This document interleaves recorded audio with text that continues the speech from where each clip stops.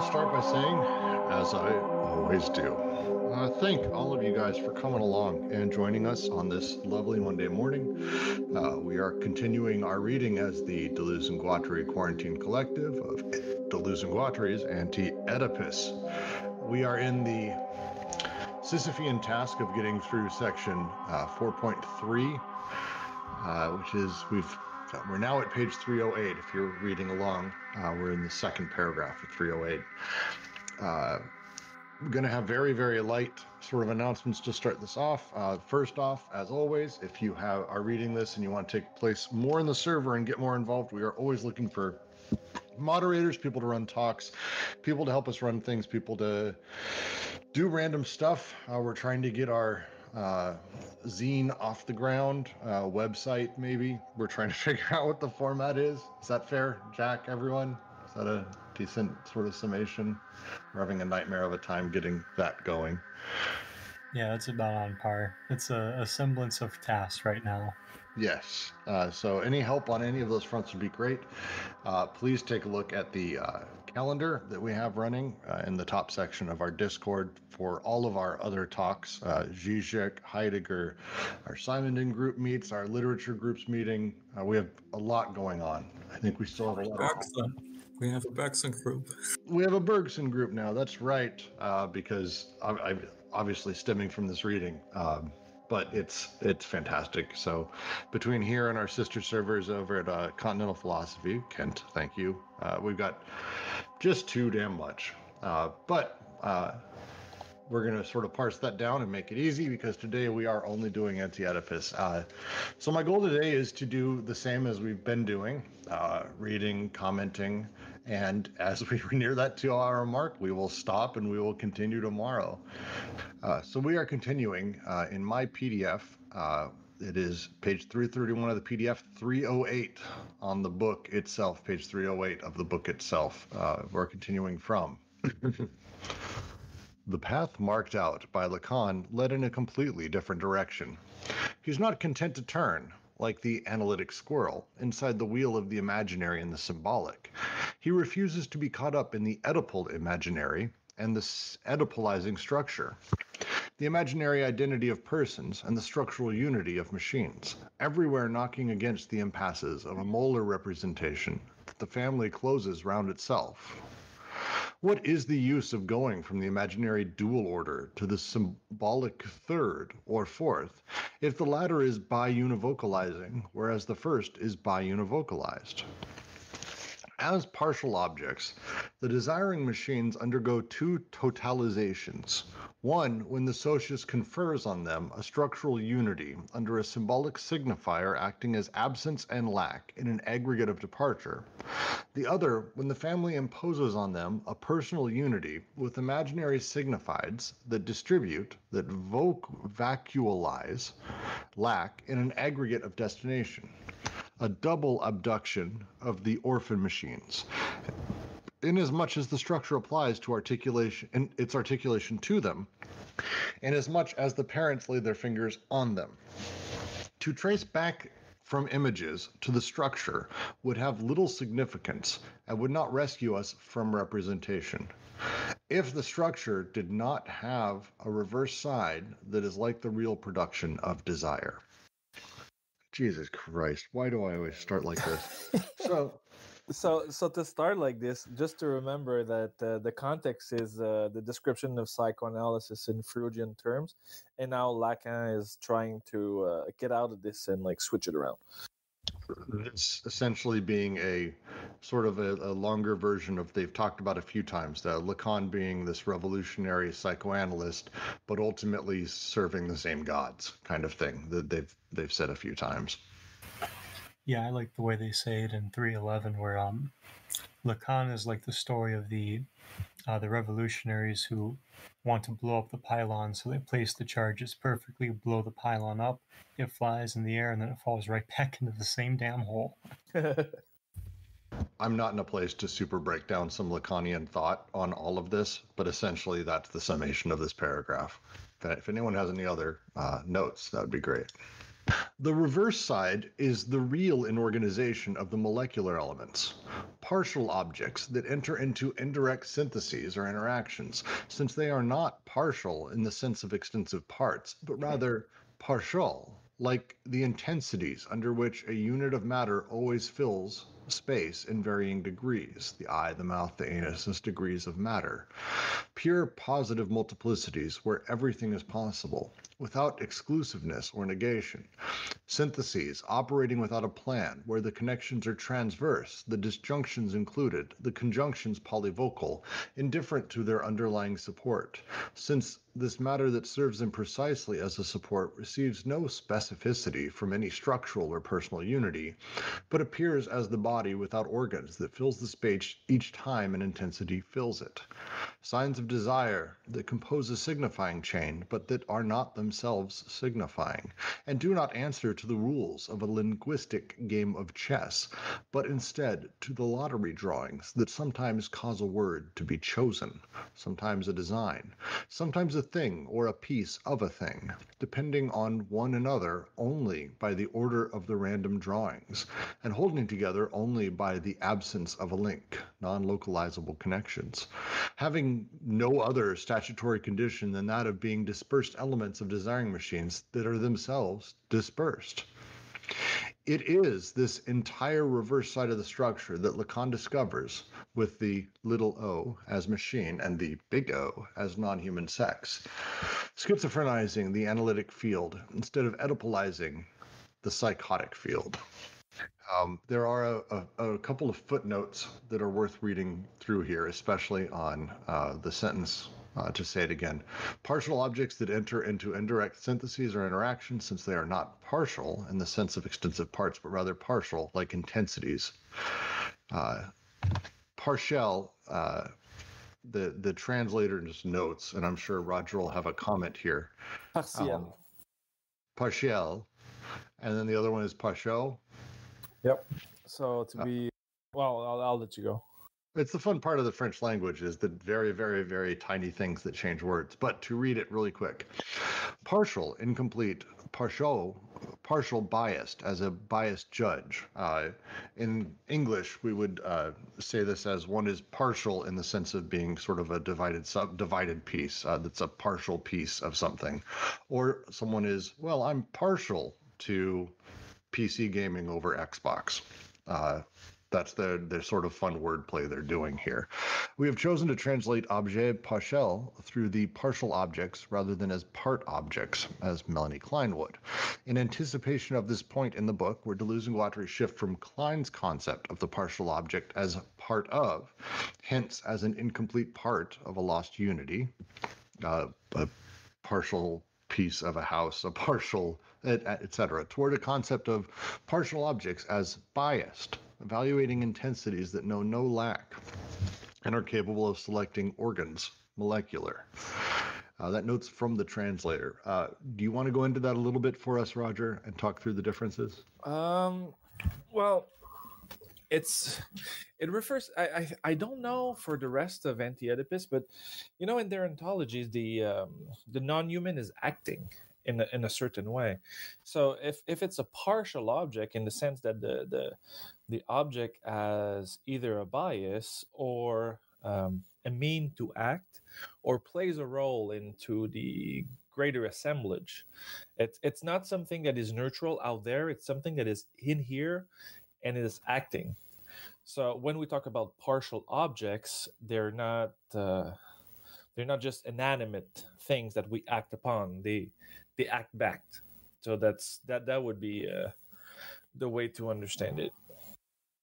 Well, and they also with that they also become, in the translator's words, biased.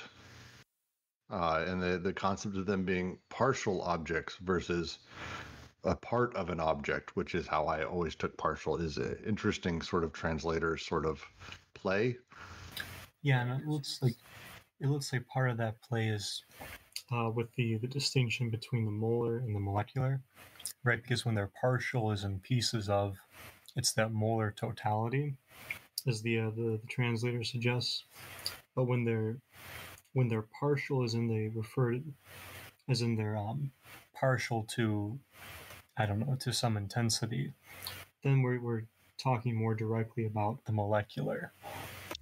One more time for me again. I like that. Sure. So based on the translator's note, part of the reason Deleuze and Guattari are doing this wordplay is that when we're talking about partial objects in this sort of fragmentary sense, or like they're pieces of something, that's in the molar sense. They're pieces of a totality. But in the molecular sense, when we're talking about partial objects as though they're biased toward an intensity, right? So like what Roger's talking about, how they act back. Now we're talking about partial objects in the more molecular sense. And that's the thing that we see in social sciences, but also in philosophy. When we talk about a bias, it's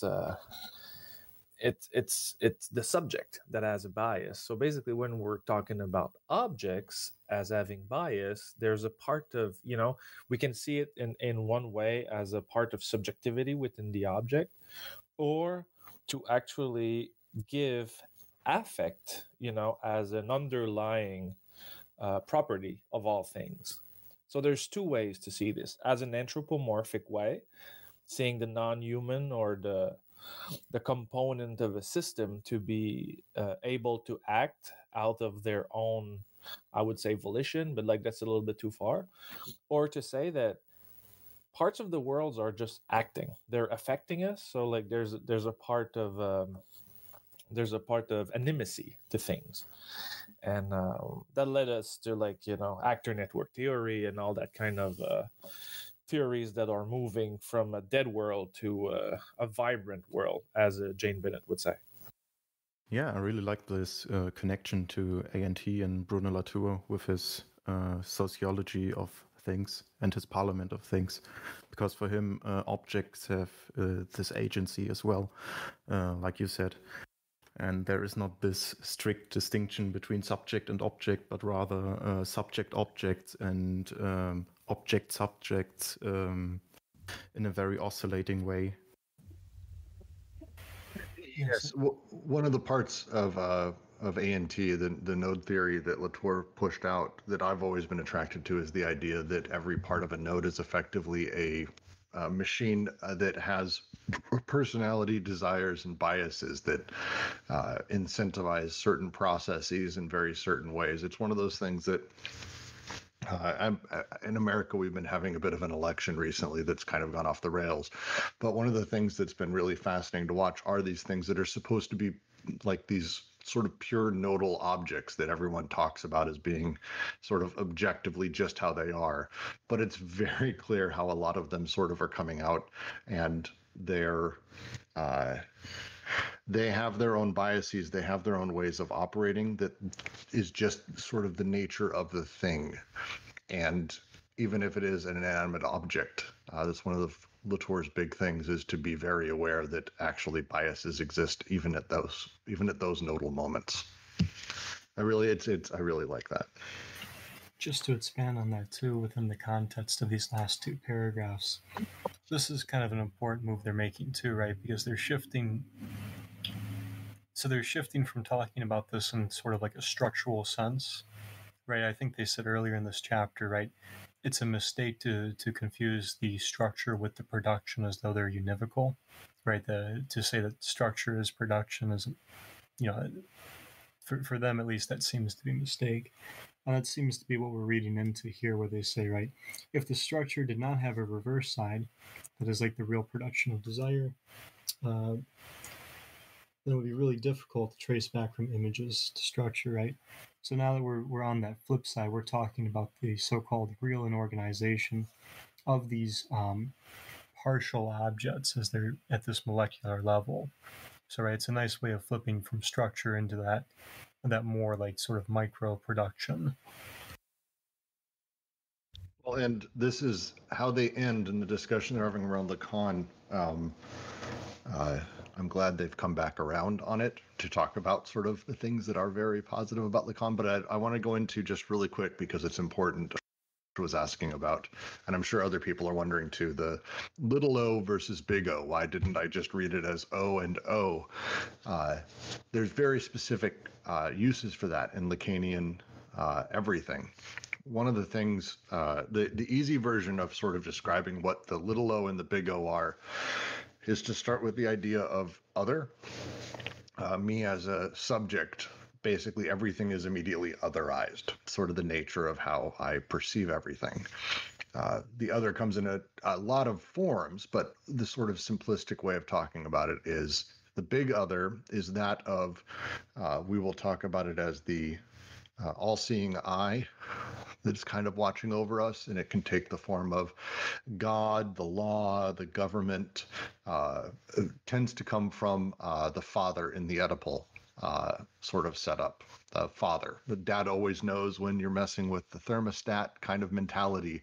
That is a thing we exist with. We exist with this knowledge that we're being watched and seen. The little other is not actually an other. This is where the whole thing gets really fun. It's much more, the little other is essentially you, except not as you. They use the term here with the little o as the machine. That idea is really something that I think could almost be its own talk and its own discussion. If anyone has any background in Lacan and would love to dive into their thoughts on it before I dive in, I would love to have just a quick moment about the idea of the little other being a machine and the big other being non-human sex. I may be the only Lacan person here, but I'd love if someone else did. You're not the only Lacanian, unfortunately. Yay. Yeah, I'm not exactly sure how to attempt on the big O as non-human sex, other than that there may be sexuality that's part of the, that's underlying as the driving, desiring machine when you're not having sex. But the little o, based on what you said, I would just dovetail on that. It sounds like if the little o is referring to possibly the relation between the subject and an internal otherness that Lacan and his followers try to persuade and give structure and narrative around, that is separate from the ego structure.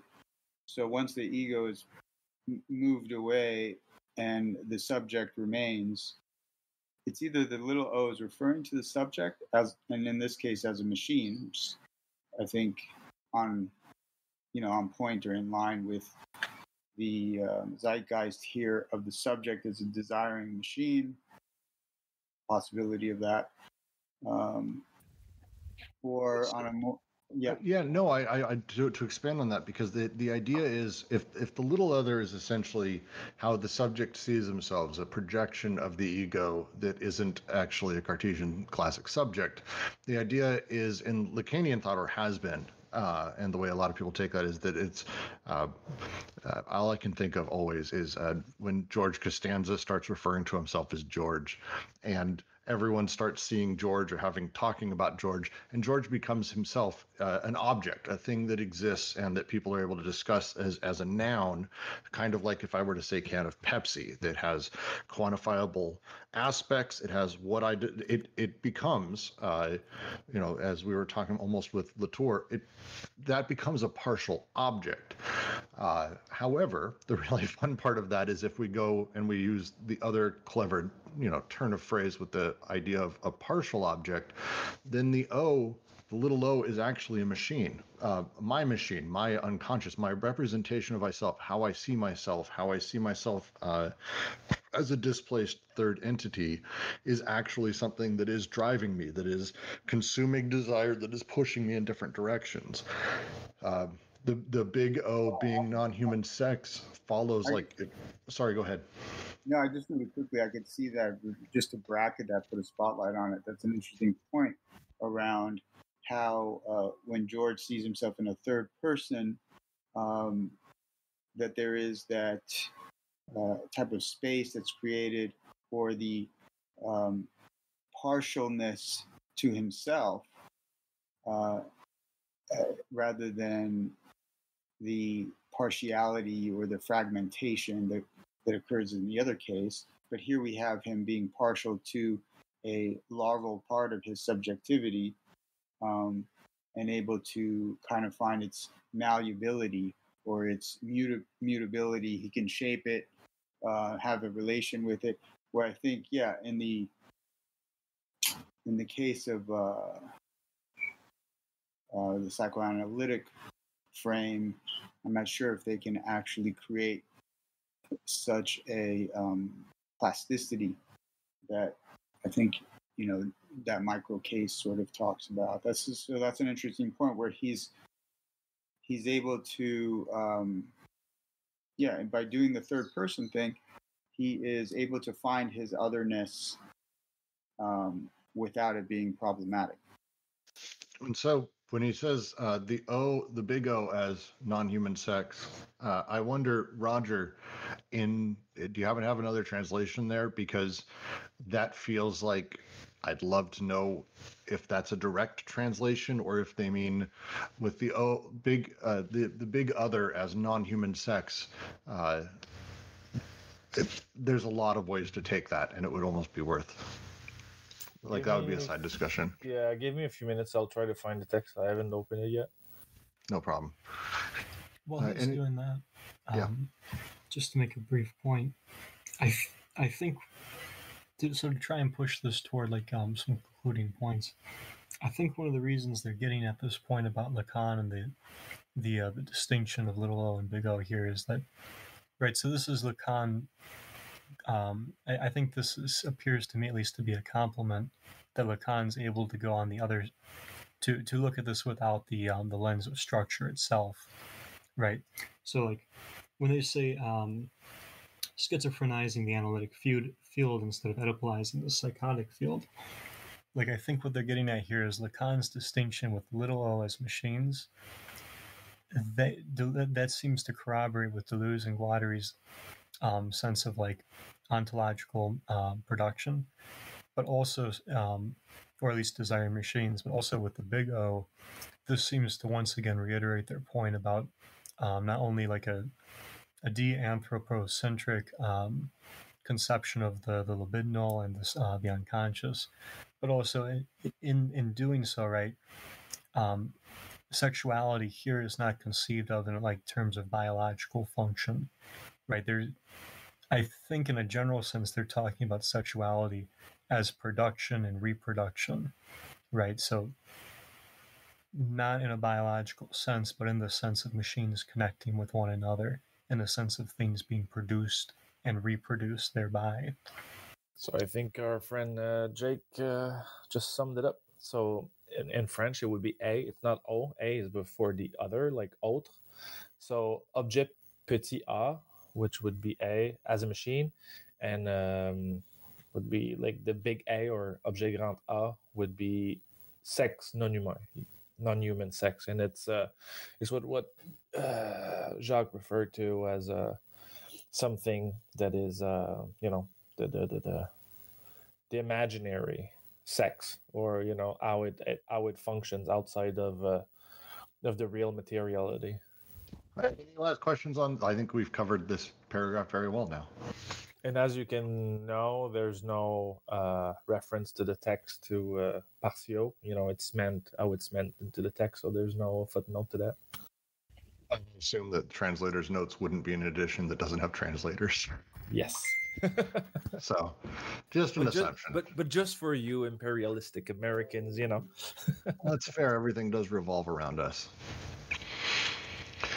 I will continue on now. Everything hinges on the way in which the structure is elicited from the machines, according to planes of consistency or of structuration, and lines of selection that correspond to the large statistical aggregates or molar formations, and that determine the links and reduce production to representation. That is where the disjunctions become exclusive, and the connections global, and the conjunctions biunivocal.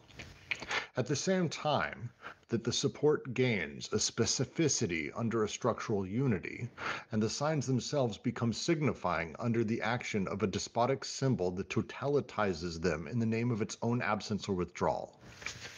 Yes, in fact, there the production of desire can be represented only in terms of an extrapolated sign that joins together all of the parts of production in a constellation of which it is not itself a part. There, the absence of a tie necessarily appears as an absence and no longer as a positive force. Can I stop you for a second? Yeah, why not? I'm really sorry. Just to go back to the first sentence. In French, "ça" would be in italic, and so "from" should be in italic. Into this first sentence is elicited from the machines. So there's a specific sense to "from" because it's emanating. It's something that is being cast out or emerging. So that I think that's important to take account as we read the rest of the. No, I agree. Well, so as a preview, because it's worth being able to see this through the lens, at this point, we're now discussing how machines collectively become larger molar objects and how symbolism is representation is created inside of capital. Like that's what's happening. That's how structure is made. So we're talking about what makes a structure, what makes a system, what makes these larger molar things. So thank you for interrupting, Roger. Let me see, where the fuck do I even start now? Because I'll just jump back a little bit. Yes, in fact, there the production of desire can be represented only in terms of an extrapolated sign that joins together all of the elements of production in a constellation of which it is not itself a part. There, the absence of a tie necessarily appears as an absence and no longer as a positive force. There, desire is necessarily referred to a missing term, whose very essence is to be lacking. The signs of desire, being non-signifying, become signifying in representation only in terms of a signifier of absence or lack. The structure is formed and appears only in terms of the symbolic term defined as a lack. The great other, as the non-human sex, gives way in representation to a signifier of the great other as an always missing term, the anti-human sex, the phallus of molar castration. To quote Lacan, I'm going to read the footnote here because it's basically part of the paragraph. Directly from Ecritz. For want of this signifier, all the others would represent nothing. Sarge Leclerc shows how the structure is organized around a missing term, or rather a signifier of lack. It is the elective signifier of the absence of a link, the phallus, that we find again in the unique privilege of its relation to the essence of lack, an emblem of difference par excellence. The irreducible difference, the difference between the sexes. If man can talk, this is because at one point in the language system there is a guarantor of the irreducibility of lack, the phallic signifier. Well, and I'm slowly starting to come around on understanding how they view Lacan. I don't want to make too many declaratory statements because I'm pretty sure at this point everything I say is going to be shown to be insane. But the ideas that they're kicking out there and how they're talking about them seems to be more or less that they're saying, actually, no, Lacan generally very right. The difficulty is what he was doing and how he was talking about things is actually what happens under capitalism, that this lack is created, the way that the symbolic order is created, the way that signs work, the way that little other and big other sort of operate.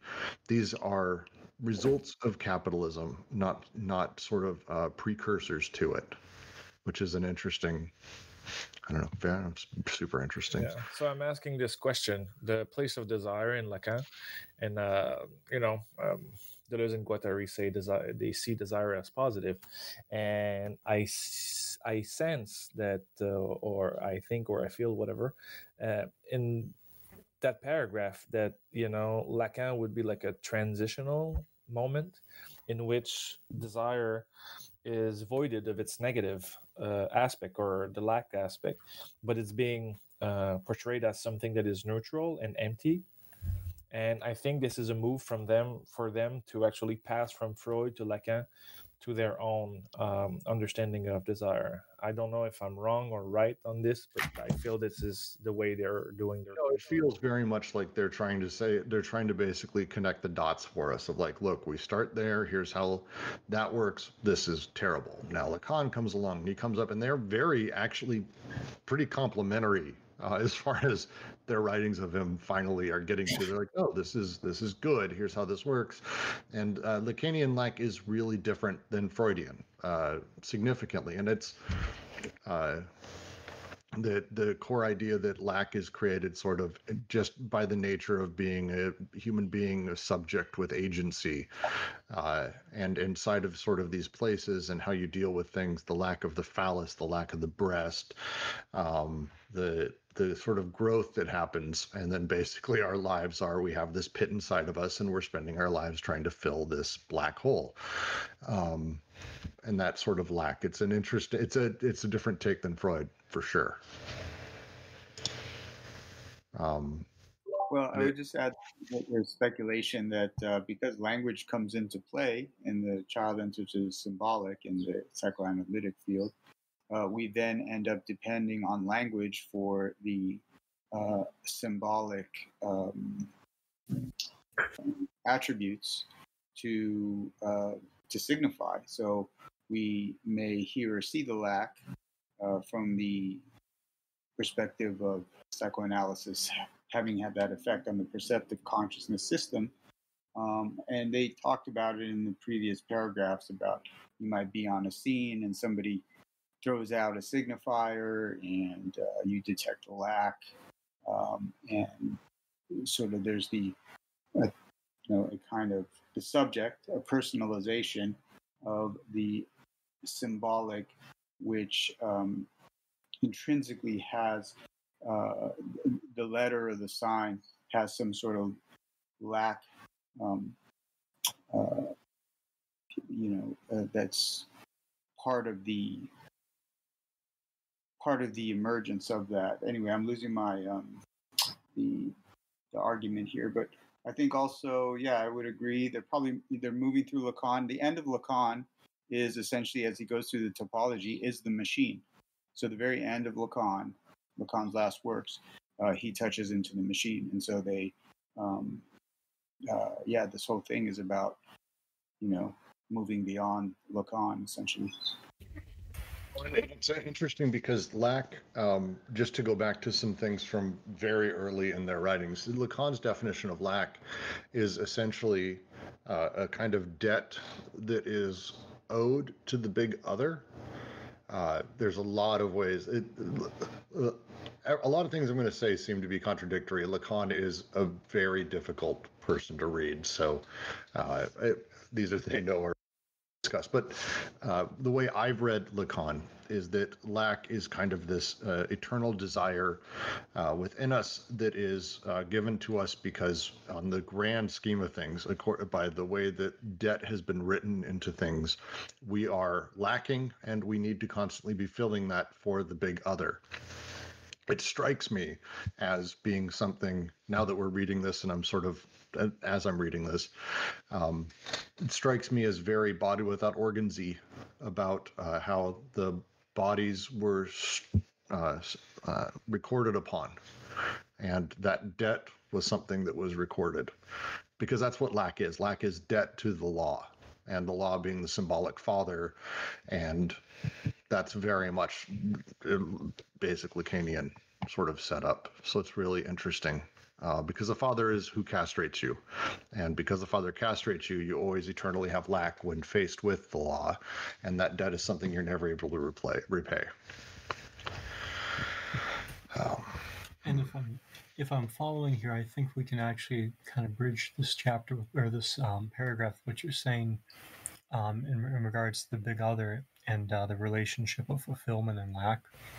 Because it looks like what they're getting at here too is how the structural unity, kind of like Roger says, like is lifted from the ontologies, or from like the desire machines and that. Because they write sorry, I gotta turn the page. Elicited from the machines according to planes of consistency or of structuration, and lines of selection that correspond to the large statistical aggregates or molar formation, and that determine the links and reduce production to representation. That is where the disjunctions become exclusive, and the connections global, and the conjunctions biunivocal.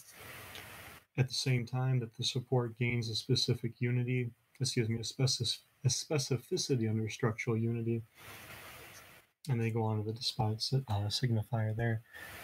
But it sounds like what they're getting at here is the way that like a structural representation is sort of lifted out of what's going on at the molecular and perhaps even the molar level with a paranoiac investment that is effectively occurring, from what I can gather, by basically privileging a signifier amongst all the others, but by sort of like taking a signifier as sort of like transcendent and using that the presence of a transcendent signifier to affirm the absence and thereby the lack clouded up in that. So in Lacanian thought, lack is something that only exists because the symbolic exists. In the real, so the world exists in a handful of planes, and this may be just too much of a rabbit hole. It's worth it because they're about to get into a lot more Lacan, so it's worth just going over a couple terms. The real, which exists and is imperceptible to us because we need to be able to symbolize things to communicate and perceive. In the real, there's no such thing as lack. Everything is wholly complete. Lack is something that exists only because when we say something's lacking something, the assumption is that there's something that could fill that. If something's whole, there's no lack. That's the nature of lack as a thing. So in Lacanian thought, the idea is, for example, with a woman, she feels as though she lacks a penis. Well, at that moment, it's like, okay, but women... females don't have penises. So a woman lacks one because we have issues with gender, and there's a whole complexity thing there. That at that moment, that lack exists. We've created the symbolic order. This only exists there. So when we start moving into the imaginary and these other things, that's when lack becomes real as a possibility. Lack can't exist in the real itself. The real is beyond characterizations like whole and lacking. But yes, so like characterization, that's my point. That's his point, is that characterizations and the symbolic order have to exist first. For lack to exist, they come together. Without characterizations, there can't be lack because a thing can't be a partial object. It's always just what it is. And we're not able to perceive that thing as it truly exists. And someone help me out here if I'm a little bit disorganized in this thought, but if I understand correctly, Brooks, to expand on that, like with the sense of lack and like you were saying, the symbolic, it looks like, at least in your example of the woman and the phallus, right? So a relationship with something, right? So like the presence of a phallus, for instance, that is created into a relationship of one, the phallus appears to get this sort of privilege here as a kind of signifier. But with that, so they write, there the absence of a tie necessarily appears as an absence. So in that sense, right, there not being a relationship constitutes an absence and no longer as a positive force. So like, this seems to go back to like the point of like deprivation here, right? So a positive relationship of deprivation as the first syllogism, as opposed to like affirming a kind of nullification through the very thing that is being related. Yes, I think that's fair. Hopefully that makes sense. But I believe a lot of this, when they do the reference of the great other, the object grande, the big other, as the non-human sex, a big reference to that is that there is no lack, because there is no penis, therefore no phallus. There's no lack of penis. There's the great other doesn't ever have a lack. It only sees lack. The law only ever sees lack in me because I've got debt. It's like almost 1 p.m. and it's still too early for this. All right, let's jump on to the next one. Here, too, Lacan's approach appears in all its complexity, for it is certain that he does not enclose the unconscious in an Oedipal structure. He shows, on the contrary, that Oedipus is imaginary, nothing but an image, a myth, that this or these images are produced by an Oedipalizing structure, that this structure acts only insofar as it reproduces the element of castration, which itself is not imaginary, but symbolic. There we have the three major planes of structuration, which correspond to the molar aggregates. Oedipus, as the imaginary reterritorialization of private man, produced under the structural conditions of capitalism, inasmuch as capitalism reproduces and revives the archaism of the imperial symbol or the vanished despot. All three are necessary, precisely in order to lead Oedipus to the point of its self-critique. The task undertaken by Lacan is to lead Oedipus to such a point. Likewise, Elizabeth Rindinesco has clearly seen that in Lacan, the hypothesis of an unconscious as language does not closet the unconscious in a linguistic structure, but leads linguistics to the point of its autocritique by showing how the structural organization of signifiers still depends on a despotic great signifier acting as archaism. I don't know if this is of interest, but because they reference both in the right there and in the previous excerpt from the Acrete that Brooks read, reference note 19, it notes that Elizabeth Rindinesco, and it references her, and then with regards to Lacan here, it references Jean-Jacques Lacan, Acretes, page 821, the way in which Lacan raises the idea of a, quote, signifier of the lack of the symbol, end quote, above the so-called zero symbol, taken in its linguistic sense. So if I'm understanding this right, like, so it's like if you take a privileged signifier here and explain everything through that signifier, right? Should that signifier fall away, then it seems to me that at that point you have the autocritique. Is that kind of it in a nutshell? I'm having a very difficult time with this paragraph. Lacan is not my forte, but maybe then we can start with, there we have the three major planes of structuration which correspond to the molar aggregates. First, Oedipus as the imaginary reterritorialization of private man. Second, produced under the structural conditions of capitalism. And three, inasmuch as capitalism reproduces and revives the archaism of the imperial symbol or the vanished despot. So like these are the three, what they're calling planes for structuration to occur. And I think to try and dive into them real quick, what I'm getting out of this is like, so Oedipus works as this reterritorialization of private man. So that seems to be like a way of reterritorializing a representation. That representation appears to be produced under the structural conditions of capitalism, which seems straightforward enough, right? Like this reterritorialization happens under the structure of capitalism. And then three, this is so insofar as capitalism is reproducing and reviving the archaism of the imperial symbol.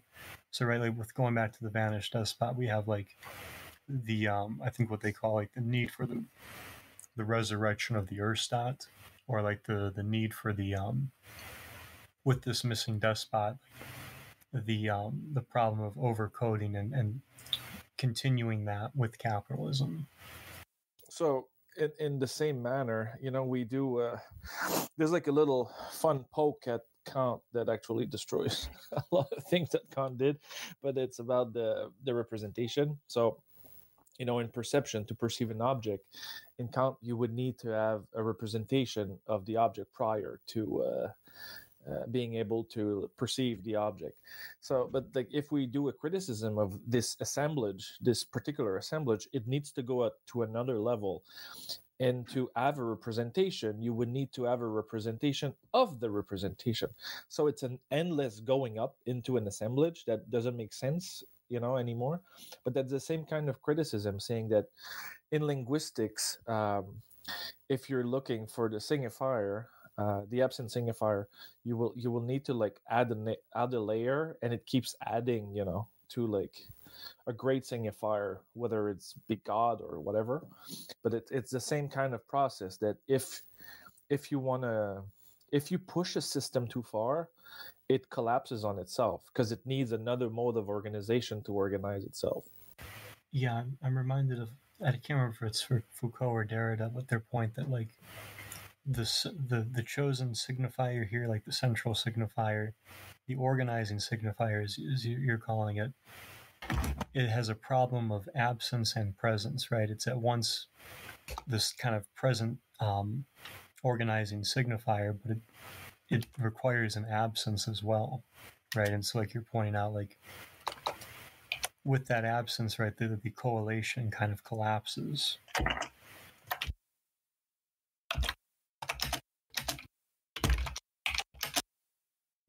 So then language is used to try to fill that absence in the social, constantly presenting the capitalism as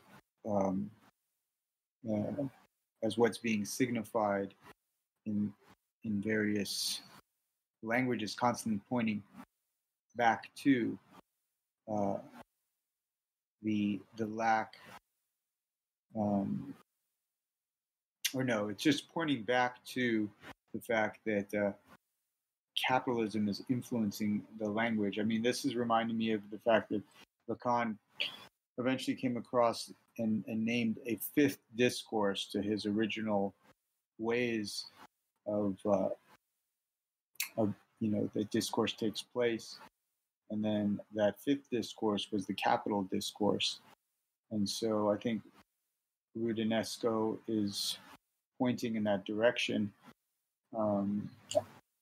sort of hinting to that this unconscious language is being structured by the big other.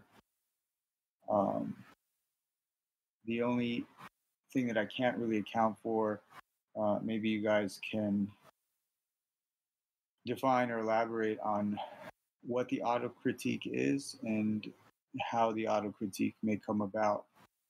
But I feel like, right, so the lack is always finding language to put in its place, and yet it's a constant reference to the big other on an unconscious level,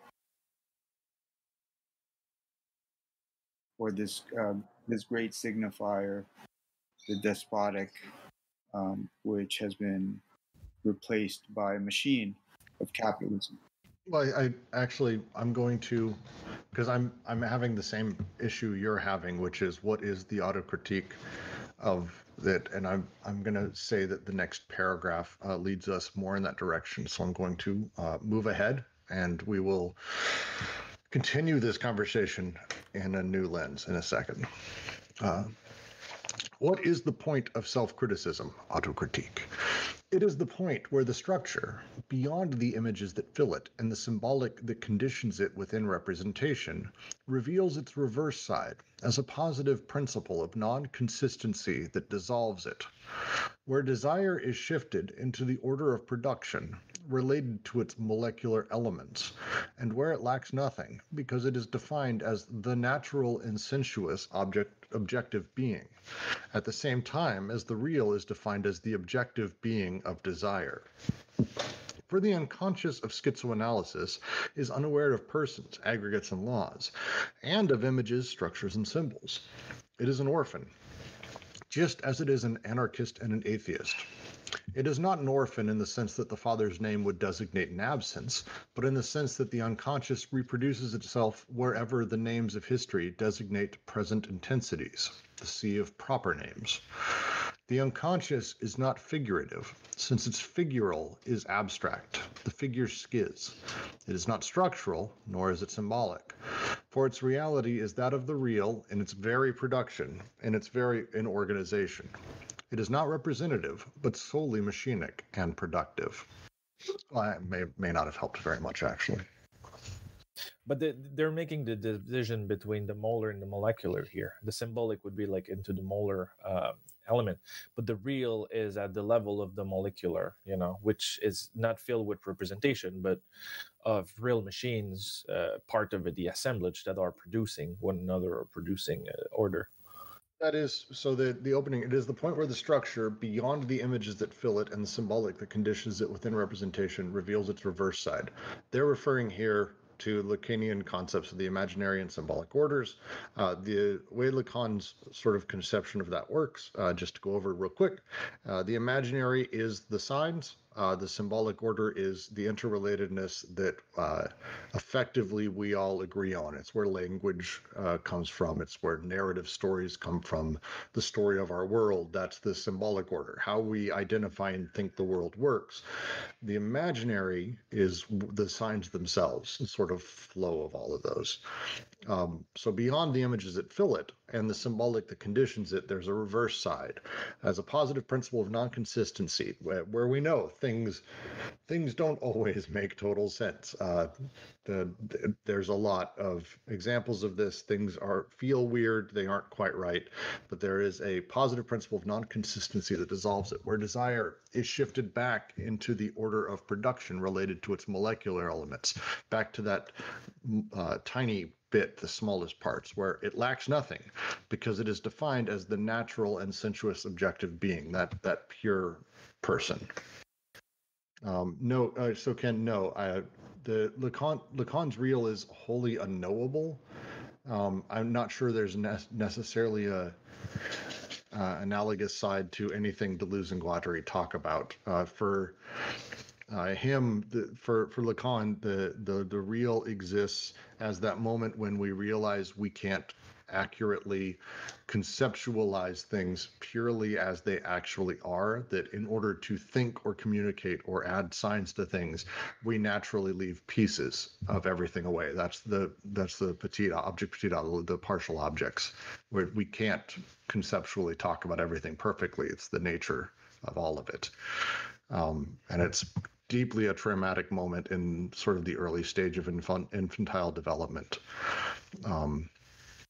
Prior to this, the moment we're born, we're observing things as they are, but the world is an unknowable, terrifying thing at that point because we can't know them in terms of how we know them. Terrible existence, basically. So to respond to what Bo just said, the real as non-representational might be a better descriptive as like the delusion virtual, but the real for Deleuze encompasses the virtual and the actual, so it's a little bit larger than that. I think what Bo is trying to say is that we could think of the virtual in Deleuzian thought as we think about the real in Lacanian thought, but I don't think that holds very well, because I don't think the virtual is unknowable in any sense of the word. So, am I understanding this correctly? With the point of self-criticism, it's about pushing the structure to a point where we can kind of access the level of molecular production, right? So, like, with that, we're getting to that kind of flip side, which is enabled by self-criticism, because if the representation or the structuration, if that falls away, then we're going to have to start dealing with things as they're actually being produced, which won't lend itself to the structuration as it's under its auto-critique, right? So like this seems critical here because like with an Oedipal representation of the unconscious, re-territorializing what it comes in contact with relative to capitalism as well. This seems to be what they're trying to overturn here, is that with this Oedipal representation and that kind of structuration of the unconscious, if that's overturned, like they're talking about here with the auto-critique, right? When Oedipus is kind of, when it just sort of falls away as a representation, and that structure, as Roger was talking about, that organizing structure on that despot signifier, when that's just kind of let aside, we start digging deeper into it and actually being able to see perhaps a little bit more clearly what's being produced. Yes, it's this last sentence of the paragraph that I am getting stuck on. It is not representative, but solely machinic and productive. The idea that the unconscious essentially exists at this point of molecular machines that effectively we're not talking about anything virtual or anything that can be sort of abstracted from it. It's not structural, nor is it symbolic, for its reality is that of the real, and that's capital R. They're talking about the Lacanian real, and it's very production, and it's very in organization. It is not representative, but solely machinic and productive. So we're talking about getting down to the point where the machines are simply operating and trying to find that place where basically it's purely that Latourian nodal A&T structure and not a virtual sort of story that we've layered on top of it. Yes, but still you're talking about the nodal points and the relations into A and T, and that's another type of structuration. For example, well, no, what I'm saying is that we want to get to the point where there is no structuration, where it's the pure machine. Totally, but I may have said that wrong. The pure machine, Brooks, is my boss at my job. Brooks is actually not allowing me to have vacation. Brooks is not the castration factor. Brooks is Brooks, That's the real, that's the molar thing. That's the real relation between people. But the codification of psychoanalysis puts it in another term, They see the castrated and the castrative. So this is how they see it, but it's not, this is already into a representation. But in the real, it doesn't function like that. Well, and this carries across to every part of people's lives. It doesn't necessarily, what they're describing here doesn't necessarily need to be something that is about castration even. We're talking about the point where we say, well, I have pride, or, sorry, I have election stuff on my mind. No, I'm here for freedom. I believe in freedom. I want freedom. Like these things that are purely symbolic, that don't actually, they're not about the direct relations or machinic nature of things. Instead, we're talking about the molar level. They're talking about actually, no, pull back. The unconscious is not figurative, since figural is abstract. The figure skiz. It is also not structural, nor is it symbolic. You need to get down to the point where it is solely machinic and productive. That's it. Essentially, the unconscious is only ever productive, period. Right. To expand on that, using your example of I want freedom. So, right, like that's a way of representing a certain kind of desire and perhaps even assemblages, right? But this is their point, is that I want freedom in this representation. Once again, we're kind of gesturing toward like sort of that asignifying signifier, right? That organizing signifier that works through it, an absence. So, like, I think the schizoanalytic point here is like, okay, so you say there's this representation, right? But what are the actual machines that are happening here? What is the connections? Because that in of itself is the unconscious, right? That is the productive and reproductive unconscious. And that is not to be confused with the representation of it. I'm going to ask a silly question, and I know I want to get further along, but if the unconscious is purely productive, then that would mean that anti-production only exists at the abstract level? I don't think so. I think like when they say productive, like remember anti-production they talk about as being produced, the production of reproduction. Like those three forms, those three productivities, if you like. I understand that it's part of production. Like I'm gathering that. I'm talking about the actual, the nature of the unconscious. If we want to talk about what it's putting out, it's productive, it's producing, it's purely machinic. But is it producing what? What is it? How do we figure out what it's producing a difference? It's the same thing. We gave the example of pipes with water in it. And that's the same thing. That's, water is flowing, and anti-production it's a blockage, something that blocks, but it puts the pressure and the intensities elsewhere. So it's producing a difference in the flow. It's a pretty image-driven kind of example, but I think it helps us to understand this kind of a flow of desire and, castration or anti-production or whatever else.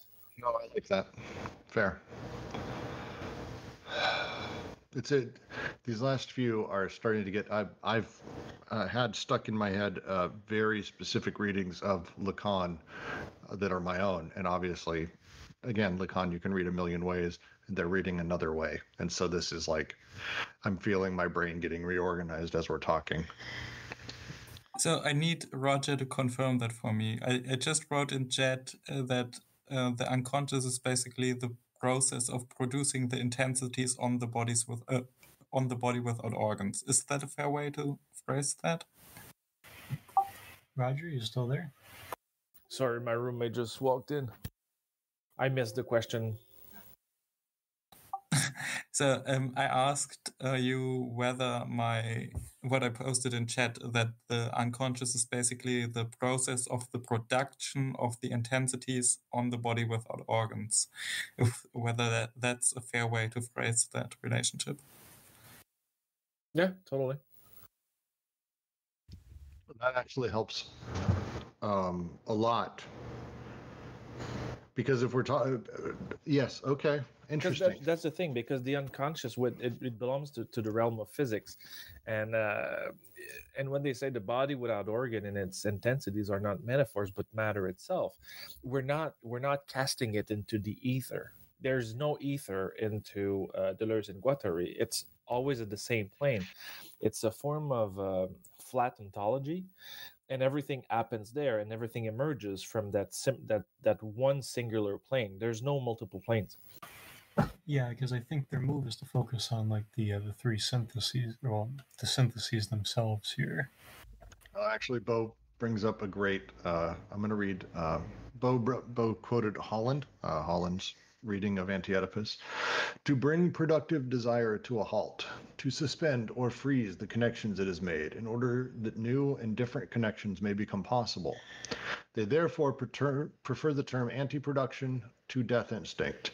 The effect of anti-production on the connective syntheses, then, is to desexualize desire by neutralizing the organ-machine connections, and thereby constitute a surface that records networks of relations among connections, instead of producing connections themselves. It is this recording surface that Deleuze and Guattari refer to as the body without organs. So, to add that into the connections we've been making, the unconscious essentially is consistently producing, and it's just producing as per the way the machine is organized. It's purely the way the machine's set up at a physical, material level. It's just going. There's no abstract, there's no virtual, there's nothing. It's just going. What it's producing and how it's producing, it's immanence. Thank you, Jack.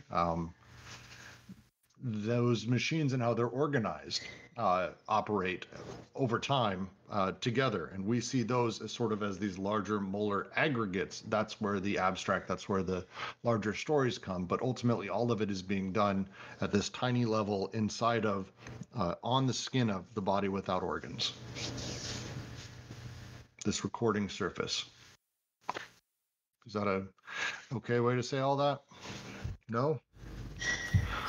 Are we now at a point where things are just naturally too complicated to really, and we should just keep moving forward? I feel like that's where we're at. I think that's about it. It just, again, it's the unconscious exists with these syntheses, because those are where the production happens. Continue moving forward. Destroy, destroy. The task of schizoanalysis goes by way of destruction, a whole scouring of the unconscious, a complete curettage. Destroy Oedipus, the illusion of the ego, the puppet of the superego, guilt, the law, castration. It is not a matter of pious deconstruction, such as those performed by psychoanalysis under the benevolent neutral eye of the analyst. For these are Hegel-style destructions, ways of conserving. How is it that the celebrated neutrality and what psychoanalysis dares to call, the disappearance or the dissolution of the Oedipus complex do not make us burst into laughter? We are told that the Oedipus is indispensable, that it is the source of every possible differentiation, that it saves us from the terrible non-differentiated mother. But this terrible mother, the Sphinx, is herself part of Oedipus. Her non-differentiation is merely the reverse of the exclusive differentiations created by Oedipus. She is herself created by Oedipus. Oedipus necessarily operates in the form of this double impasse. We are told that Oedipus, in its turn, must be overcome, but that this is achieved through castration, latency, desexualization, and sublimation. But what is castration if not still Oedipus, to the nth power, now symbolic and therefore all the more virulent?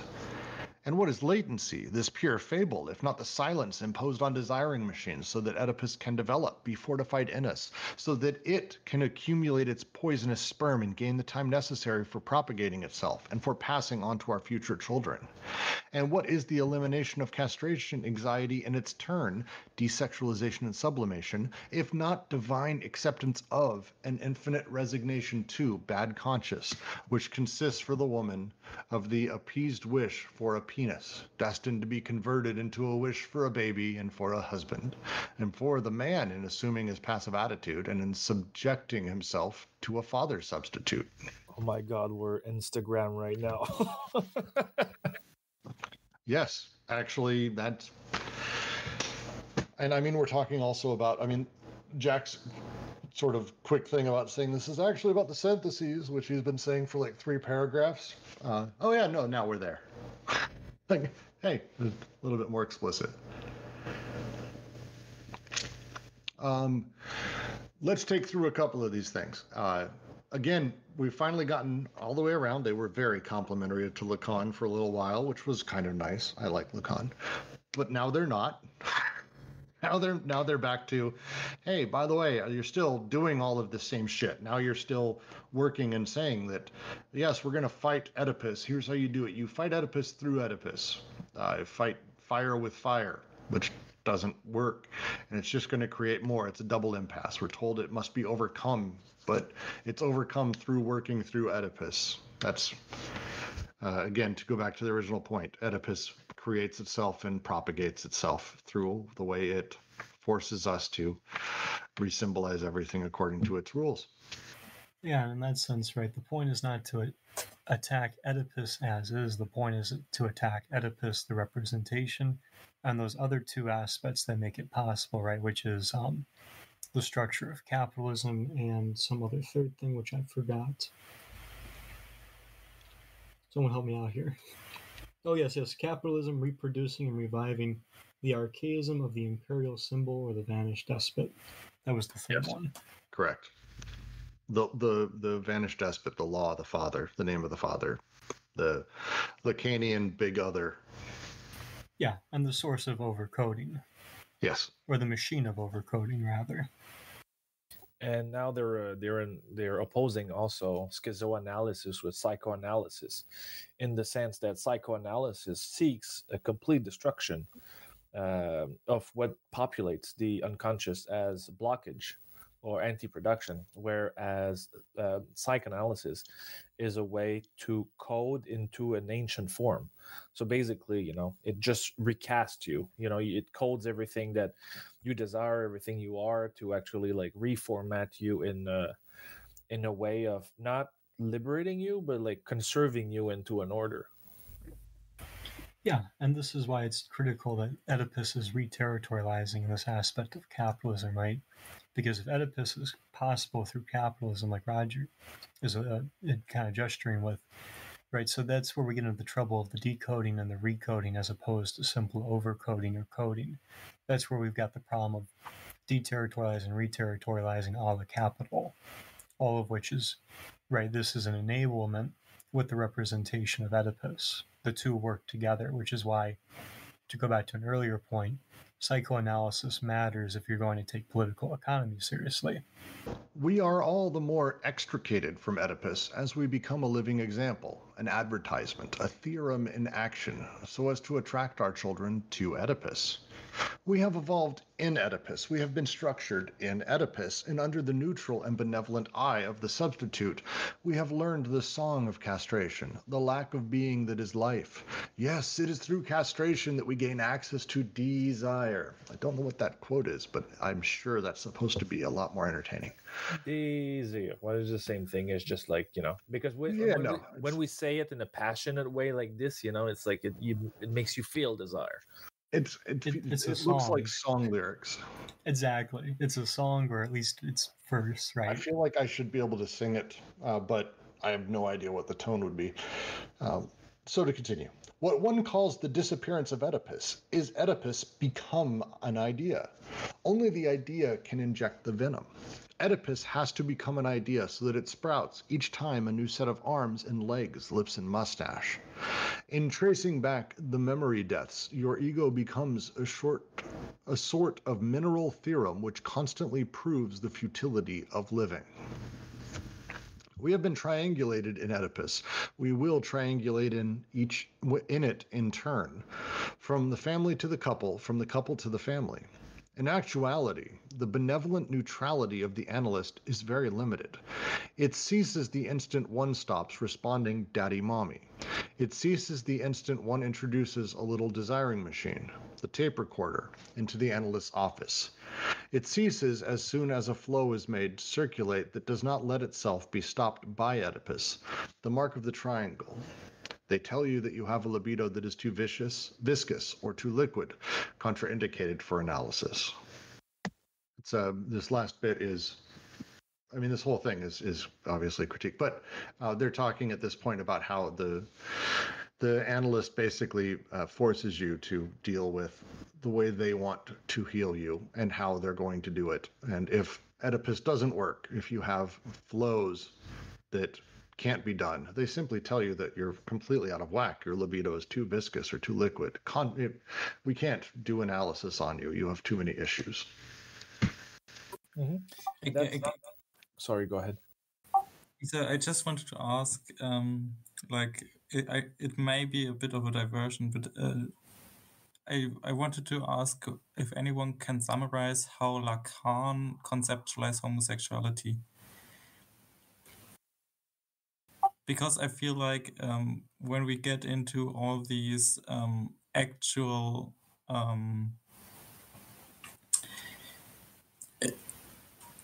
I'll come back later to it, I think. I would really, really, really not want to ever talk about Lacan's take on homosexuality.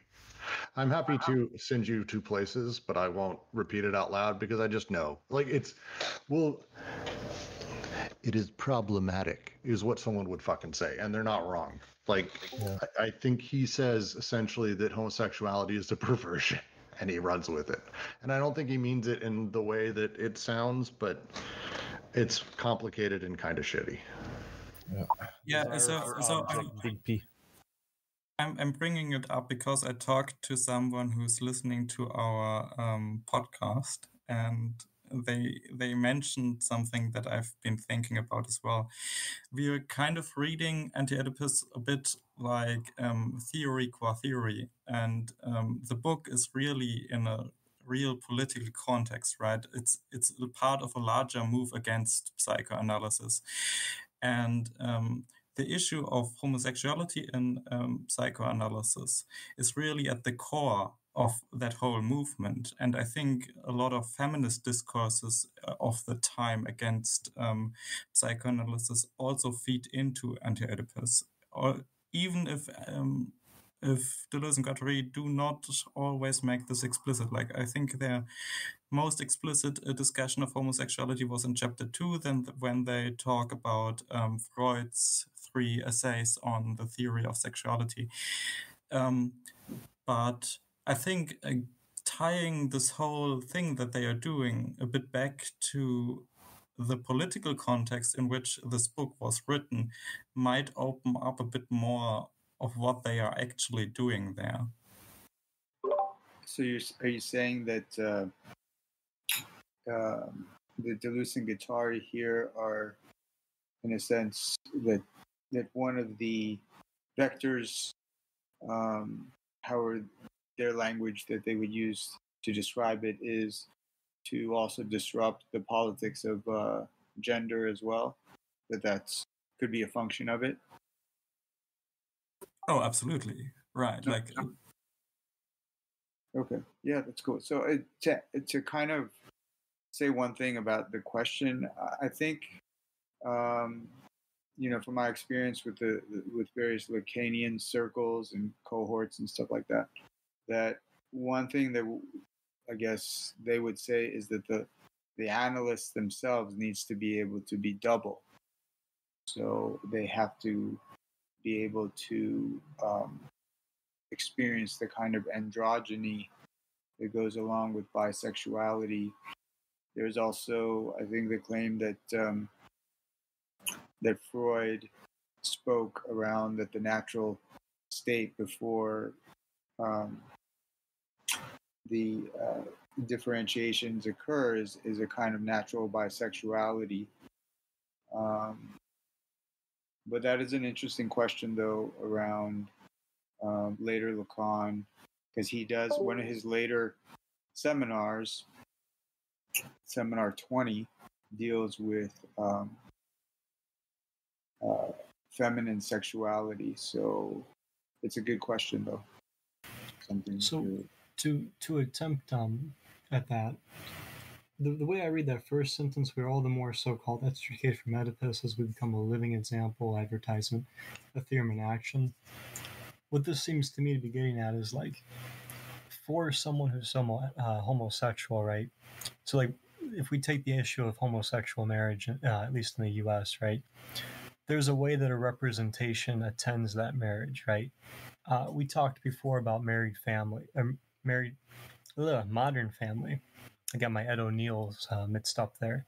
In Modern Family, there's a gay couple, and throughout the show, there's the sense that one is the wife, one is the husband, right? So this is the kind of familial representation that is apropos to psychoanalysis. So I to connect that back with the topic sentence I just read, in that sense, this is another place where like homosexuality itself, as though it would seem to be acting outside of Oedipus, would indeed be subject to an Oedipalizing discourse once again. So to connect it with to make like a concluding point there, like that problem still seems to be very relevant, as and I'm kind of reminded of Foucault's point, like instead of dealing to shorthand it, instead of dealing with representations as expressions of the Oedipal negative, or just as expressions of the representation themselves, and define ourselves in negation of the representation. Like this seems to get at the point, especially with the political discourse, of how to have these discourses, how to have enunciation, how to do these things without relying on the representation to do them for us. Yeah, I want to just make a quick point that castration isn't necessarily related to homosexuality. I know Ken brought that up and mentioned it. I mean, it obviously, people who are homosexual or people who have that can experience castration, but it's a secondary thing. It's not like, oh, castration leads to that. It's a thing that can sort of coexist. Again, I really don't want to get into a lot of Lacan's thoughts on it. Lacan's theory in general, I think, is very friendly and useful for queer theory in general and understanding that. But some of the shit he said was like very of its time. I would recommend anyone who wants to go down that road, we should probably do a reading of maybe some Judith Butler, who does a lot of really interesting critique on Lacan and in specifically this realm that I think could be really useful to sort of talk about. Yeah. Muskie, who stole what from what? Did I steal a take from Zizek? I just read an article Zizek did about how psychoanalysis is useful for queer activism. I've always, that's, I mean, he's not wrong. It's Lacan is. I actually got that from. He may have gotten the same thing. It's a Judith Butler line that the reality of Lacan is that he's good ammunition or techniques, but don't necessarily believe everything he wrote. Is kind of a mentality she has around a lot of stuff he's written. But Marie Rudy is amazing. If you want actually my favorite Lacanian sort of ongoing who's contemporary, Marie Rudy is wonderful. But to return to like Deleuze and Guattari's point, like this is why psychoanalysis matters, right? Is it's caught up in political economy and capitalism. So the representations there, the discourses, they do matter. I think the move to that I've noticed in feminist theory, the return to Freud within feminist theory itself, is a kind of attempt at re-territorialization or deterritorialization, whichever it may be. But it is an interesting move, and again, it is under the influence of capital. Well, and so to get back to the text, this entire critique, they're now making that move into Lacanian psychoanalysis and kind of at their time contemporary sort of directions in psychoanalysis, saying, hey, actually the problem is you've now got the analyst, and the analyst has X number of tools. And again, like we talked about earlier in the section, and they've made this point again and again, to that person with a hammer, everything looks like a nail. To the analyst with classic psychoanalytic training, everything looks like Oedipus. And anything that isn't, they simply go, oh, well, it's untreatable, which is asinine and very shitty to do to people. But I'm going to continue because the next paragraph continues this pretty handily. But before we go further, they say we have evolved in Oedipus. We have been structured in Oedipus, and under the neutral and benevolent eye of the substitute, we have learned the song of castration, the lack of being that is life. So it's saying also that the way we are being produced is, by Oedipus. So like we're going to be reproducing this in our lives, like. And then there's two ways. Either you're being corrected to encounter Oedipus correctly, or in their alternative, and they'll probably say it later, we can unleash and we can get out of Oedipus. So that's something that is because it refers to the diagram that produces us. Well, and I think, I don't know, the idea, it feels resonant to me, the idea that we teach people that in order to desire things or to want stuff, you have to start with lack. And so, the reason you feel such a deep lack is because that's the way life is, which is terrible. Yeah, just to give one quick thought there, to expand on Roger and your point, they write, when one calls the disappearance of Oedipus, what one calls the disappearance of Oedipus is Oedipus become an idea. Only the idea can inject the venom. Right? So like they're really careful about how to deal with Oedipus here, so that we're not just simply negating it and treating it as though it's an ideal in a philosophical sense, right? As though it's a mental thing, as though it's a signified thing. Like this is really critical for how to deal with this psychoanalytic discourse and especially with the way that discourse will respond to how you deal with it. All right, I'm going to continue on. And if you're missing it in the chat, it is one of the best gifts that exists on the planet. To continue.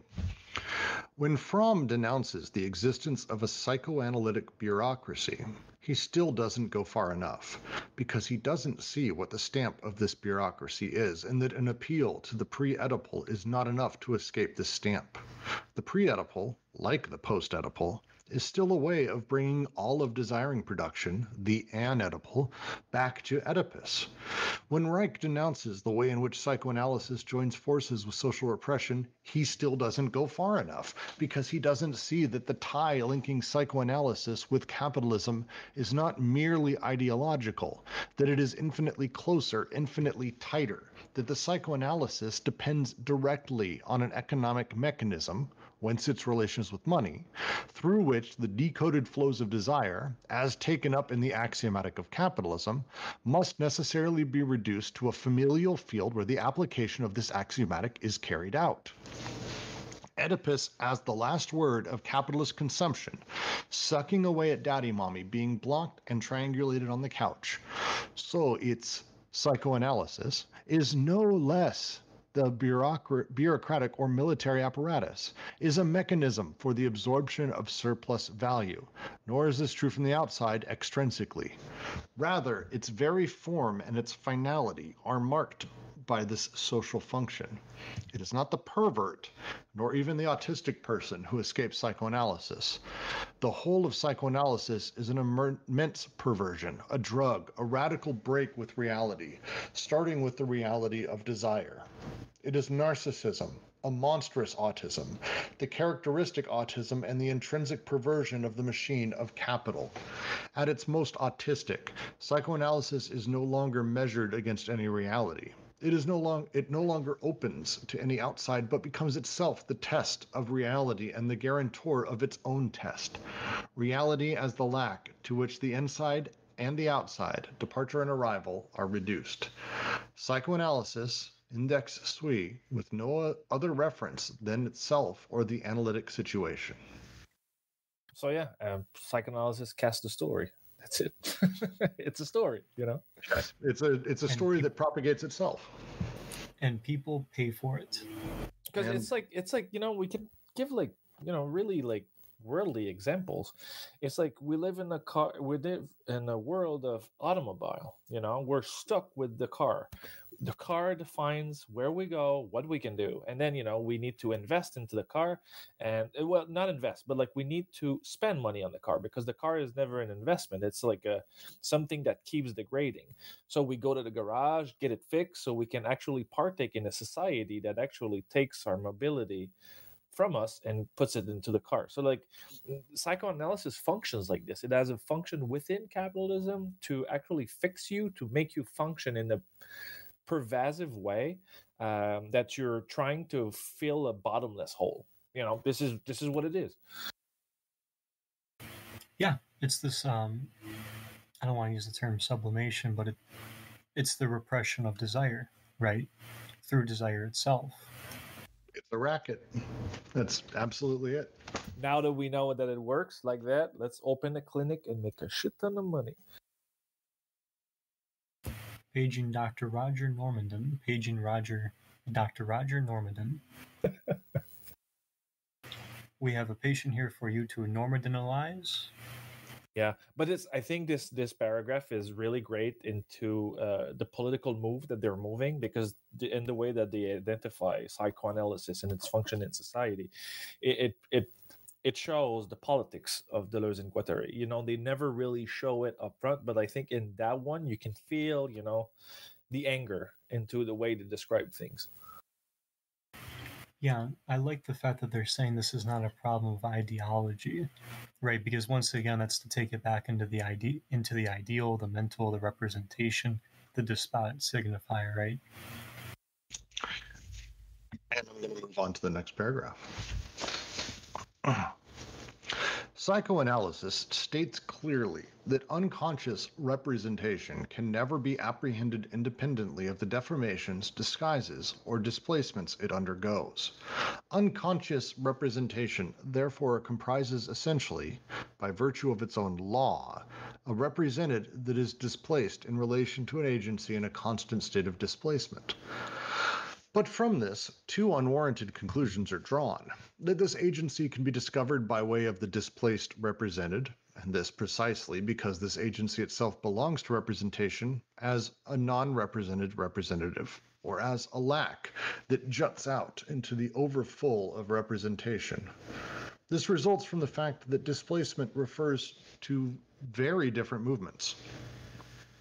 At times, the movement through which desiring production is continually overcoming the limit, becoming deterritorialized, causing its flows to escape, going beyond the threshold of representation, At times, on the contrary, the movement through which the limit itself is displaced and now passes to the interior of the representation that performs the artificial reterritorializations of desire. If the displacing agency can be concluded from the displaced, this is only true in the second sense, where a molar representation is organized around a representative that displaces the represented. But this is certainly not true in the first sense, where the molecular elements are continually passing through the links in the chain. We have seen in this perspective how the law of representation perverted the productive forces of the unconscious and induced in its very structure a false image that caught desire in its trap, the impossibility of concluding from the prohibition as to what is actually prohibited. Yes, Oedipus is indeed the displaced represented.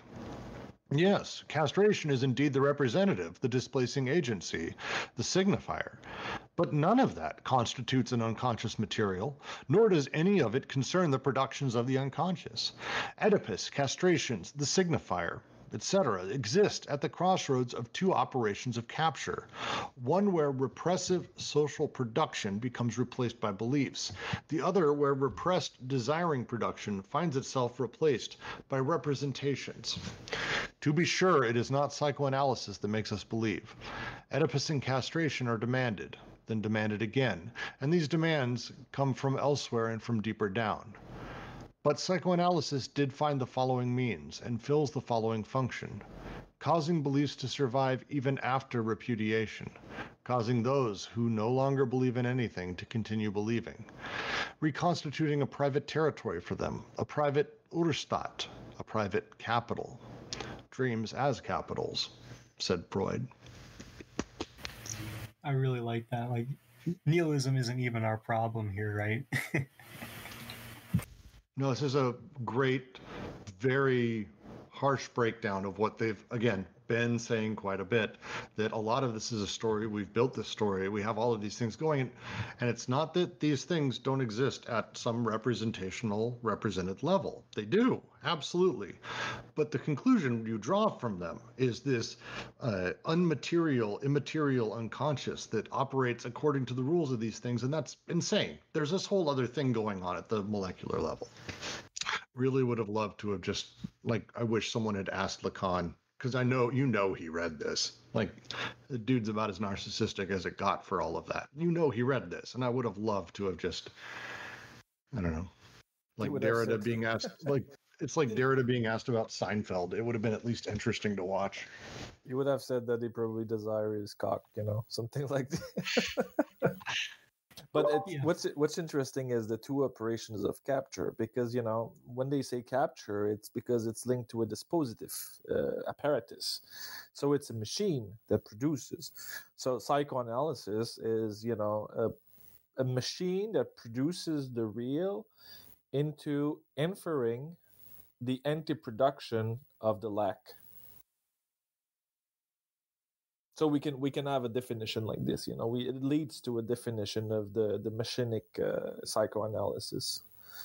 Yeah, and in that way, it doesn't take us toward nihilism or like a nothingness, right? Instead, it keeps us very much in a representation, still believing, right? Yes, because so it's a factory, it's seen as a factory. Dispositive is like a factory. Yeah, and it's a stark contrast, right? So, like, Nietzsche is often characterized as responding to nihilism or anticipating it, right? Like, this is kind of the inverse of that problem. Yeah, because it deneutralize psychoanalysis, because that's what they said earlier. Psychoanalysis puts itself as a science and puts out a neutral story. But what they're saying is that it's not that neutral. It creates something. It has intent, and it has certain mechanism that cannot produce anything else that what it serves as a function. Yeah, and that is structured and reproducing with respect to capitalism itself, right? Psychoanalysis does not exist in null of capitalism. Well, it's one of the lines Holland says here. It finally is coming into clarity for me. His line: "We cannot deduce the nature of desire from the content of conscious prohibitions against it or representations of it." The idea that the desire is a thing that basically is creating connections, running around doing its thing, but our ability to go, well, here is the representations of everything, therefore we can deduce how the unconscious works, is not how it goes. That's not how it goes at all. Yeah, because that brings to mind for me that last phrase, reconstituting a private territory for them, a private Erstat, a private capital. Dreams as capital, said Freud. Right, so all this stuff taken as capital, as private Erstat, as private capital, right? Like this leads us back into problems of a private decoding, a private deterritorializing, and even a private overcoding, right? Because even with capitalism, you don't just have the problem of capital, you have the problem of the Erstat still. So you've got overcoding there. Well, it's so again, to quote Holland on that one specifically, you can believe you are guilty of wanting to kill your father and sleep with your mother. You can believe in Oedipus, but you can also believe you are guilty of not working hard enough, owing too much money, overindulging yourself. You can believe in the superiority of your religion, nation, or sports team. And all of these beliefs are paranoid molar investments, which contravene the molecular investments of desiring production. Psychoanalysis did not invent Oedipus, as we have seen, but in circumstances where widespread decoding undermines its means of reproduction in the nuclear family, psychoanalysis nevertheless, quote, fills the following function, causing beliefs to survive even after repudiation, causing those who no longer believe in anything to continue believing. We're speaking right now about what's happening in America. I love it. It's just great. It's really good stuff. I really, really am enjoying these paragraphs. Finally, a lot of this stuff I don't think I've ever grasped before literally reading it today. So this is great. Is everyone else doing okay so far? Are we good? So far, I am, and this is more of the style of Thousand Plateau too. This is clearer, and I think that's the key to understanding how they're positioning themselves. There's a lot of text in Deleuze and Guattari which you don't get if you don't have the conclusion first. But I think that we're reaching that point right now. Moving on. That is why, inversely, schizoanalysis must devote itself with all its strength to the necessary destructions, destroying beliefs and representations, theatrical scenes. And when engaged in this task, no activity will be too malevolent. Causing Oedipus and castration to explode, brutally intervening each time the subject strikes up the song of myth or intones tragic lines, carrying him back to the factory. As Charlus says, "A lot we care about your grandmother, you little shit." Oedipus and castration are no more than reactional formations, resistances, blockages, and armorings whose destruction cannot come fast enough. Reich intuits a fundamental principle of schizoanalysis when he says the destruction of resistances must not wait upon the discovery of the material. But the reason for this is even more radical than he thought. There is no unconscious material, so that schizoanalysis has nothing to interpret. There are only resistances, and then machines, desiring machines. Oedipus is a resistance. If we have been able to speak of the intrinsically perverted nature of psychoanalysis, this is due to the fact that perversion in general is the artificial reterritorialization of the flows of desire, whose machines, on the contrary, are indices of deterritorialized production. The psychoanalyst reterritorializes on the couch, in the representation of Oedipus and castration. Schizoanalysis, on the contrary, must disengage the deterritorialized flows of desire and the molecular elements of desiring production. We should again call to mind the practical rule laid down by Leclerc following Lacan, the rule of the right to nonsense as well as to the absence of a link. You will not have reached the ultimate and irreducible terms of the unconscious so long as you find or restore a link between two elements. But how then can one see in this extreme dispersion machines dispersed in every machine, nothing more than a pure fiction that must give way to reality to find his lack, with Oedipus and castration back at the gallop, at the same time that one reduces the absence of a link to a signifier of absence, charged with representing the absence, with linking this absence itself, and with moving us back and forth from one pole of displacement to the other. One falls back into the molar hole while claiming to unmask the real. As the grand narratives, this is like postmodernism shit, as the grand narratives play within us. This is how I'm reading this paragraph. The grand narratives that we're trying to take down, we're using the tools of the grand narratives to take it down, therefore reinforcing the grand narratives. Yeah, so we're doing a complete Hegelian move of like creating antithesis that, respond to a thesis, and we're just being recasting a synthesis. All toward the absolute, right? Or towards nowhere.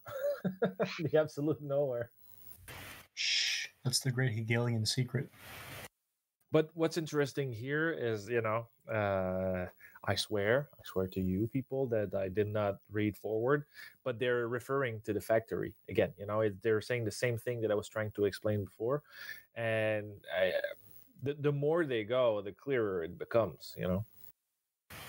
So, what do you guys make of this point about Reich, where they write?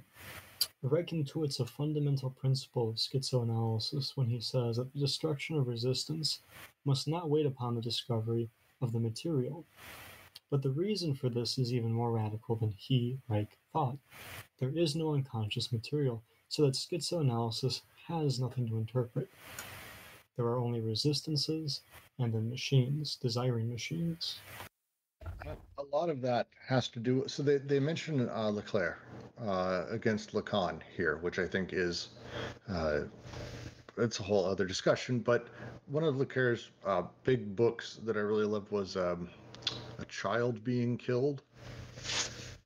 It sounds worse than it is. Essentially, Leclerc takes the concept of the big other that is instilled on us by our parents, or the Oedipalization of us, and says that our primary goal of life should essentially be to find the image that was instilled of who we are, who Brooks is, who my parents told me Brooks needs to be, and murder that child over and over and over. Find that image, kill it, a new image will be born, do it again. Basically, our job is to kill that which our parents said we are. Really hardcore. It's really a darker book, but a really solid sort of, I don't know, it was interesting to read. It just, them bringing up Leclerc here, the idea of having the right to nonsense and a bunch of things, because Leclerc's one of Leclerc's big pushes was signifying nonsense, which is not a thing that had signifiers prior to him. It's a lot of really interesting shit. But again, it's hard to argue with the Deleuze and Guattari saying here that you're still utilizing those same tools in order to destroy the thing. You're fighting fire with fire, which doesn't work. It just creates more fire. That's what they're saying. I like these paragraphs a lot. Does anyone have specific questions about any part of this or comments on them? Please, anyone. Everyone here is welcome to comment or question, because we're coming up upon 2:00, and I do not think we'll make it through the rest of the section today. And there's no dumb question, and everybody has to start somewhere, so everything's fine. If you have a question, we'll try to answer it collectively.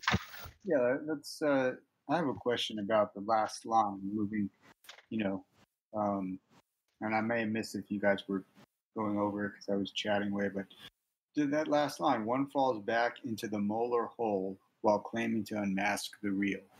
What does that mean? The molar hole, the molar is the master discourse. And trying to unmask the real, you're just reproducing the discursive element of the molar. Because when you say you have access to the real, you're not really having access to it. You're just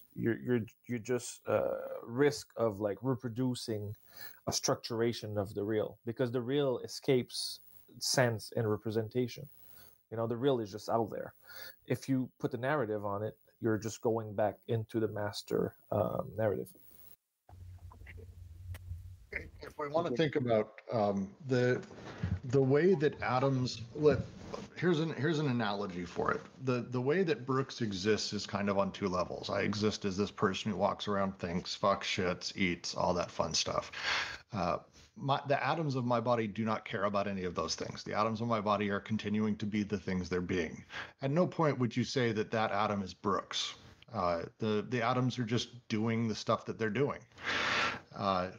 However, what Brooks is, that story of what I am, that's the molar aggregate of that. So when we're talking about the investments of me at a large scale, or the investments of society, the desiring machines of Brooks operate not drastically different than that. They're producing, they're doing things, they're making their movements.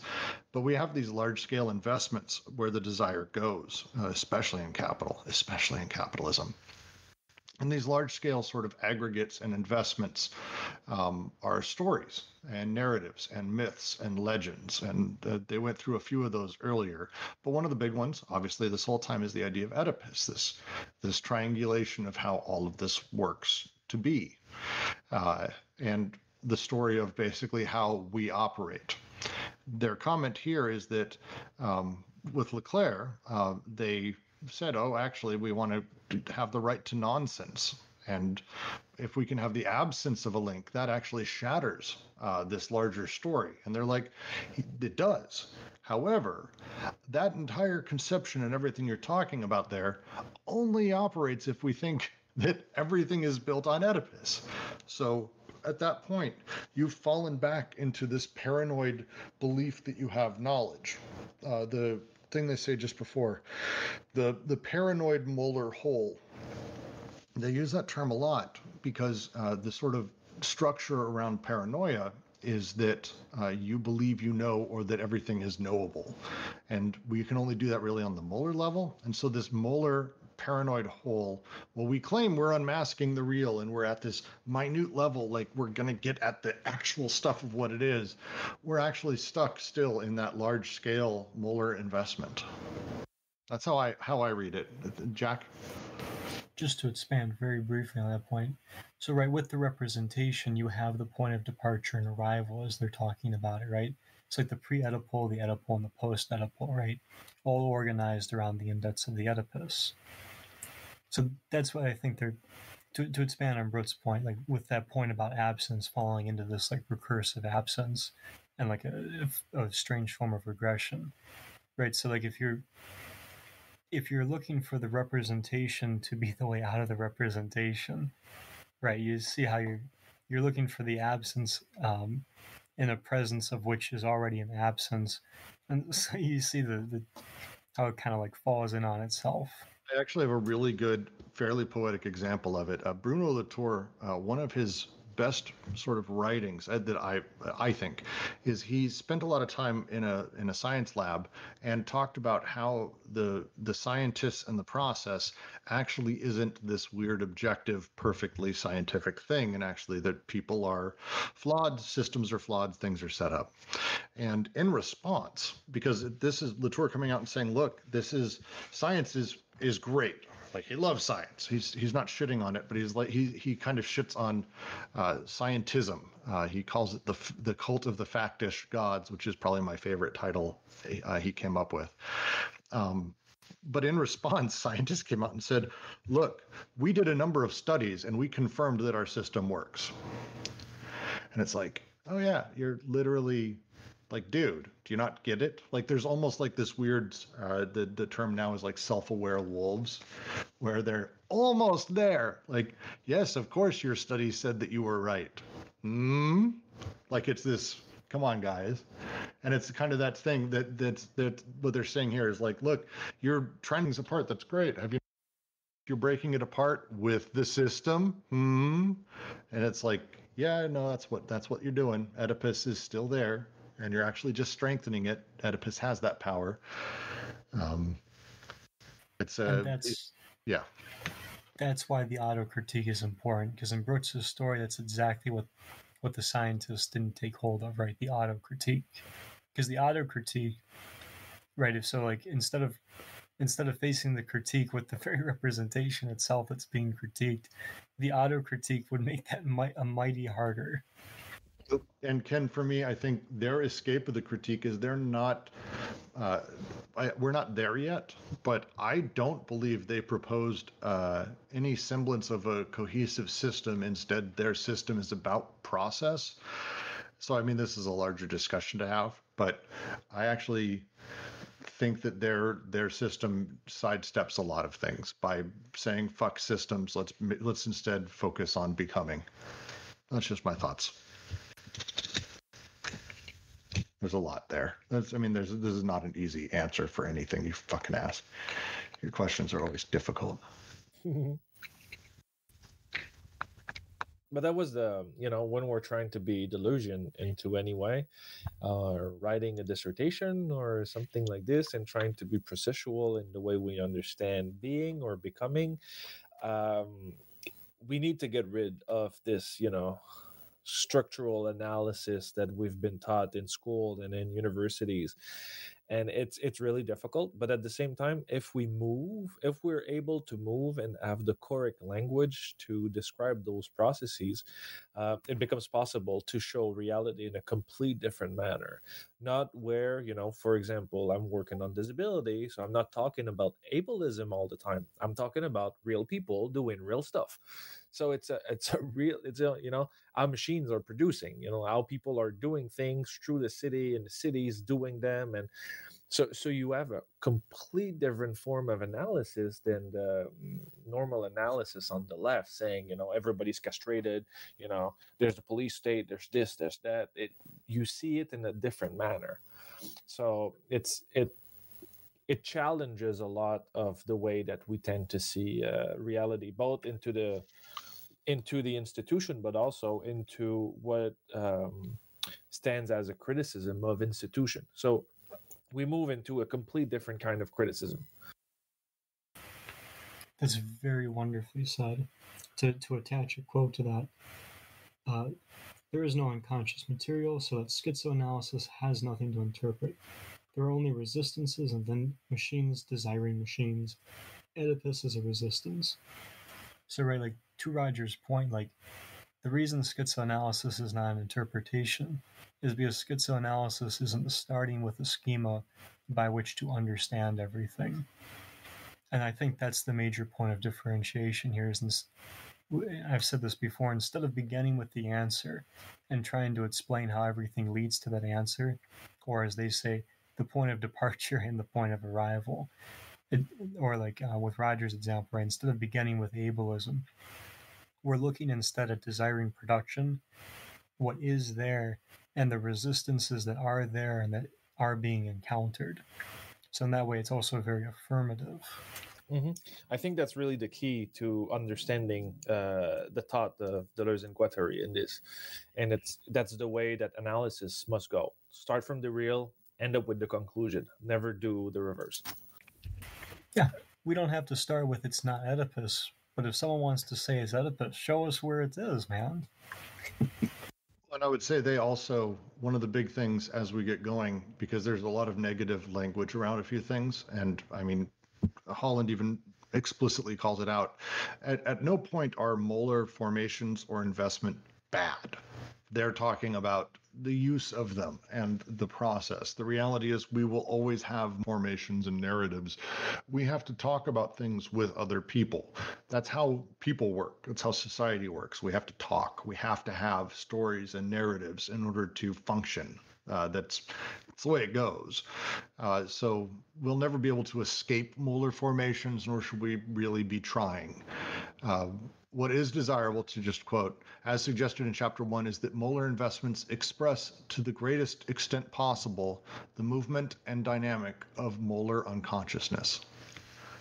Yeah, and the political struggle, in the same way that the left is talking about hegemony, would be to say that the molecular needs to intensify enough to become the molar. So the becoming stops becoming and starts being as the reference. So that's the political process into Deleuze. So, and the molecular is like opening new trenches, but at the same time, you need to actually format this to change society and change the current molar and to replace it by another. Yeah, and to add on a final thought there, at least for me, it's the difference between meta storytelling and storytelling in a sense, right? So, like, we can still tell stories, we can do these kind of things, but I think where their main critique lies is when that story becomes like Oedipus. They point out earlier, like, the point is not to replace Oedipus with the story of Hamlet, right? So that we go from being Oedipalized to Hamletized. Yeah, like, and I think this is one of the reasons I'm interested in what they have to do with Kafka and Proust for this reason too, because like there is a place for the literary and like even like what Sophocles wrote. It's just when that becomes this kind of meta narrative and the representation goes out of control in this in this manner of what we're calling a meta narrative, right? And that becomes the like what they're saying, like the despot signifier, the deterritorializing and the reterritorializing, yeah, like that is where we seem to get into a major amount of trouble. And I think with that, we are going to close out today. I think there's a chance tomorrow we'll actually be able to trudge pretty quickly through a lot of the rest of this. The rest of this section in my short skimming of it yesterday and a little bit this morning, I think we'll be able to get through kind of on a nice clip. We'll find out. But for now, thank all of you for joining us very much. I'm going to close out the recording and join us tomorrow, same time, same place.